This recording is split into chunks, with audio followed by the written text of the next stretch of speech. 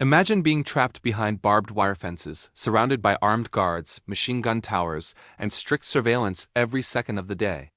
The ground beneath your feet is designed to collapse if you try to dig. Microphones are buried underground to detect tunneling.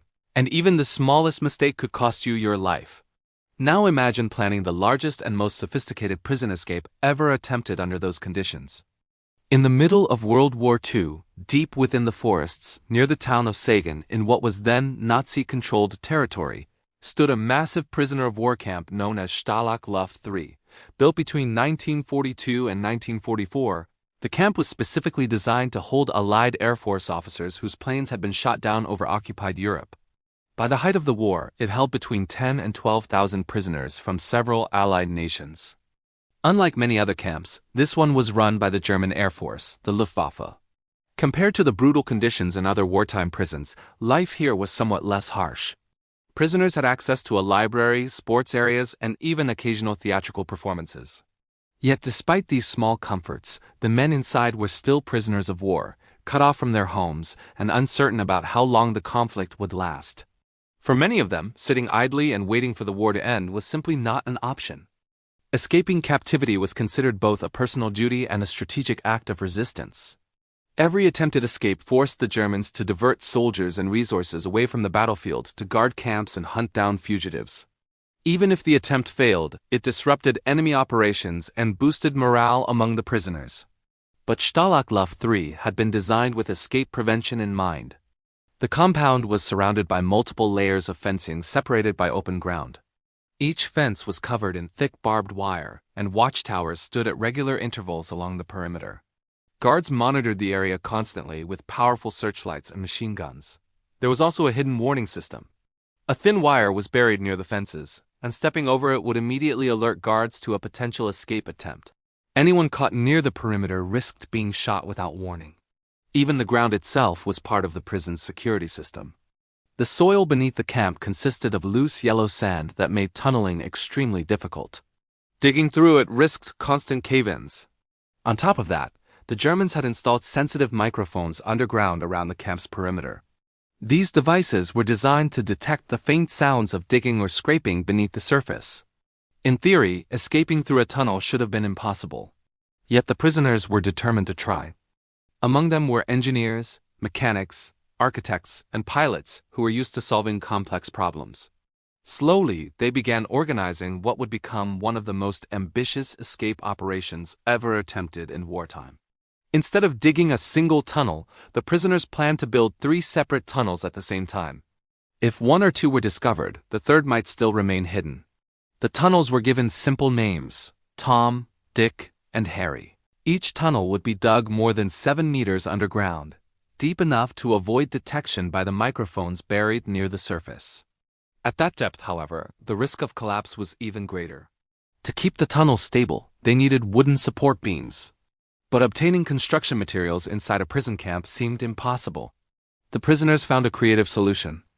Bedboards, benches, tables, and chairs inside the huts began to disappear piece by piece. The wood was carefully dismantled and used to reinforce the tunnels underground. Screws were taken from furniture and light fixtures. Metal pieces were repurposed into tools and rails. Whenever furniture went missing, prisoners reported it as broken or damaged. Because international inspectors monitored the conditions inside the camp, the Germans were often required to replace these items to maintain acceptable living standards. Without realizing it, the guards were unknowingly supplying the materials needed for the escape. As the tunnels grew longer, the prisoners built an underground rail system to speed up construction. Small carts ran along wooden tracks, carrying tools, sand, and workers through the narrow passageways. But digging created another major problem: the sand. Thousands of kilograms of bright yellow sand had to be removed from underground. The problem was that the soil on the surface of the camp was gray, making the yellow sand stand out immediately. If large piles of it appeared in the yard, the entire operation would be exposed. To solve this problem, the prisoners developed a clever strategy. Men secretly carried small bags of sand hidden inside their trousers. As they walked around the compound, they released the sand gradually while shuffling their feet to mix it with the ground. From a distance, they looked like ordinary prisoners strolling around the yard. In reality, They were slowly dispersing the evidence of an enormous tunnel system beneath the camp. The operation required extraordinary coordination. Hundreds of prisoners participated in different roles. Some worked as diggers, others as carpenters building support structures. There were lookouts who watched for approaching guards, mapmakers planning escape routes, tailors sewing civilian clothing, and artists forging identity documents. The entire project functioned like a secret underground factory dedicated to escape. Despite their careful planning, danger was always close. German guards had specialized personnel whose job was to detect escape attempts. These investigators were nicknamed ferrets by the prisoners because they constantly searched for hidden tunnels and suspicious activity. At one point, Tunnel Tom was discovered during a surprise inspection. The Germans collapsed it immediately. The loss was a major setback, but the prisoners refused to give up. Instead, they concentrated all their efforts on the remaining tunnel known as Harry. For months they continued digging, reinforcing, and expanding the passageway beneath the camp. Eventually, it stretched more than 100 meters in length, reaching far beyond the prison fences. The plan was to emerge inside a nearby forest where the escaping prisoners could disappear into the darkness. But escaping the camp was only the first step. Once outside, the prisoners would need to travel hundreds of kilometers through enemy territory. To prepare for this, the escape committee assembled special kits for each man. These included civilian clothes, forged papers, maps, compasses, and small amounts of money. Many prisoners studied train routes and practiced speaking German so they could blend into the population if necessary. Finally, after more than a year of preparation, the tunnel was ready. The escape was scheduled for the night of March 24, 1944. Nearly 200 prisoners volunteered to take part in the attempt. Because the tunnel was narrow and slow to pass through, they planned to release the escapees one at a time throughout the night. But as the operation began, unexpected problems appeared. The exit hatch at the end of the tunnel had become stuck due to moisture in the soil. It took a long time to force it open, delaying the escape by nearly an hour. Even worse, when the hatch was finally opened, the prisoners discovered that the tunnel had fallen short of the forest. Instead of emerging safely among the trees, the exit appeared in open ground between the camp and the tree line. This meant every escaping prisoner would have to run across exposed terrain while avoiding patrols. Despite the danger, the plan continued. Late that evening, the first man crawled through the narrow tunnel and emerged into the freezing night air. Slowly and carefully, others followed. Inside the tunnel, teams of prisoners pulled escapees along the rails to speed up the process. Above ground, lookouts watched the movements of the guards and signaled when it was safe for another prisoner to emerge. Hour after hour, men disappeared into the darkness. By the early hours of the morning, 76 prisoners had successfully escaped the camp. Then, shortly before dawn, everything went wrong. One of the escapees misinterpreted a signal and emerged from the tunnel at the exact moment a guard was patrolling nearby. The guard quickly realized what was happening and raised the alarm. The escape had been discovered.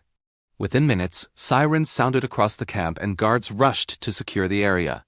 The tunnel entrance was uncovered, and the massive breakout attempt became known to German authorities. What followed was one of the largest manhunts of the war.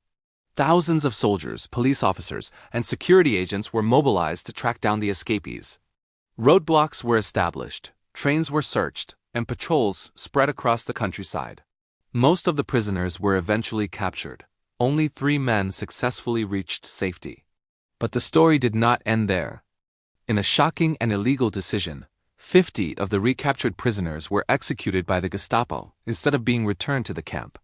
Their deaths were later investigated after the war and recognized as war crimes. Despite the tragedy, the escape had achieved something remarkable. For weeks, German forces were forced to divert massive resources to search for the escaped prisoners. Thousands of troops who might have been fighting on the front lines were instead combing forests, towns, and railway stations across Europe. The escape became one of the most famous acts of resistance by prisoners during the war. Even more astonishing was what happened afterward. When the remaining prisoners in the camp learned about the fate of their comrades, they were devastated. Yet instead of abandoning the idea of escape, many of them immediately began planning again. They started digging another tunnel. Because for those men trapped behind the fences of Stalag Luft III, the desire for freedom was stronger than fear itself. And the question that remains is this: if the war had lasted just a little longer, How many more tunnels might they have built beneath the ground?